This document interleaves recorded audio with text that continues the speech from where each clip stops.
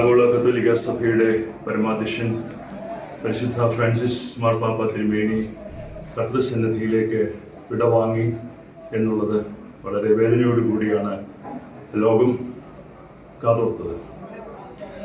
ലോക ക്രൈസ്തവ സഭകളിൽ പരമോന്നത സ്ഥാനം അലങ്കരിക്കുന്ന കത്തോലിക്ക സഭയുടെ പരമാധ്യക്ഷനും ആ പരമാധ്യക്ഷൻ്റെ ശബ്ദം കേൾക്കുവാൻ ഏത് കാലത്തും ലോകം കാതോർത്തിട്ടുണ്ട്.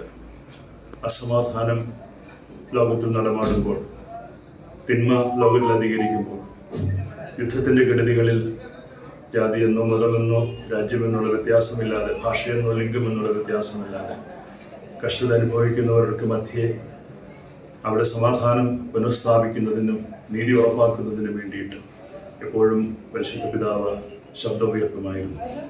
വ്യത്യസ്തതകളോടുകൂടി കത്തോലിക്ക സഭയുടെ പരമോന്നത പദവിയിൽ അനേക വർഷക്കാലം പരിശുദ്ധ ഫ്രാൻസിസ് മാർപ്പാപ്പ തിരുമേനി അജപാലന ദൗത്യ നിർവഹണം നിർവഹിച്ചു. പേപ്പസിക്ക് ഒരു മാനുഷിക മുഖം കൊടുത്തത് എൻ്റെ വ്യക്തിപരാഭിപ്രായത്തിൽ പരിശുദ്ധ മാർപ്പാപ്പ തിരുമേനിയായിരുന്നു. ഫ്രാൻസിസ് മാർപ്പാപ്പ തിരുമേനി ക്രിസ്തുവിൻ്റെ രൂപവും ഭാവവും അവിടുത്തെ പ്രബോധനങ്ങളും പൂർണ്ണതയിൽ സ്വാംശീകരിച്ച ഇടയത്വ ശുശ്രൂഷയുടെ മഹത്തരമായ തലങ്ങളിലൂടെ സഞ്ചരിച്ച ഒരു പരിശുദ്ധ പിതാവാണ്. അദ്ദേഹത്തിൻ്റെ ധന്യമായ സ്മരണ ലോകമുള്ള ഒരു കാലം നിലനിൽക്കും. ദൈവത്തിൻ്റെ ഇഷ്ടം പ്രവർത്തിച്ചു, ദൈവത്തോടൊപ്പം നിന്നു. കർത്താവ് വിളിച്ചപ്പോൾ അവിടത്തേക്ക് അദ്ദേഹം പരിശുദ്ധ പിതാവ് വിടവാങ്ങിയിരിക്കുകയാണ്. ഒരു കടന്നുപോക്കാണ്.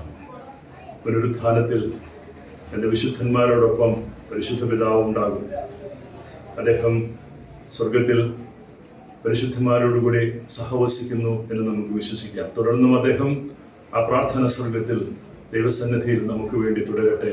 രാജ്യത്തിൻ്റെ നന്മയ്ക്ക് വേണ്ടി, രാജ്യത്തിൻ്റെ സമാധാനത്തിന് വേണ്ടി, യുദ്ധത്തിൻ്റെ കെടുതികളിൽ നിന്ന് മോചനമുണ്ടാകുവാൻ വേണ്ടി അദ്ദേഹത്തിൻ്റെ പ്രാർത്ഥന തുടർന്നും ലോകത്തിന് മുഴുവൻ ഉണ്ടാകട്ടെ എന്ന് പ്രാർത്ഥിക്കുന്നു. ആഗോള കത്തോലിക്ക സഭയുടെ ഈ വലിയ വേദനയിലും ഈ ശൂന്യാവസ്ഥയിൽ സഭയോടൊപ്പം നിൽക്കുന്നു. ആഗമാന സുറിയാനി ഓർത്തഡോക്സ് സഭയുടെ പരിശുദ്ധ പാത്രീർക്കീസ് ബാവായോടൊപ്പം മലങ്കര യാക്കോബ സുറിയാനി സഭയുടെ എല്ലാ പ്രാർത്ഥനാപൂർവ്വം അനുശോചനം ആഗോള കത്തോലിക്ക സഭയ്ക്ക് നേരുന്നു. പ്രാർത്ഥനാപൂർവം ആ സഭയോടൊപ്പം ചേർന്ന് നിൽക്കുന്നു. ദൈവം നമ്മെ ബലപ്പെടുത്തട്ടെ. ദൈവം അനുഗ്രഹിക്കട്ടെ.